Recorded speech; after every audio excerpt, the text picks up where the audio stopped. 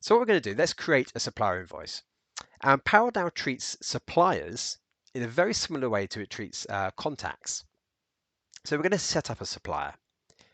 So if we hop into our contacts here,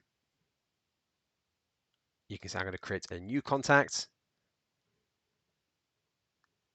You can see at the top, I've got the choice for a contact or a supplier, so a customer or a supplier. You can just tick that. Of course, a customer could also be a supplier, so you can have both options. And for this particular example, this is stick in Juicens.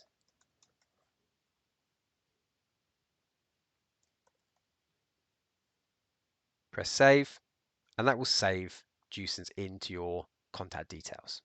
There we go. So if we now look at our contacts, you can see I've got one here called Juicens. That's my supplier.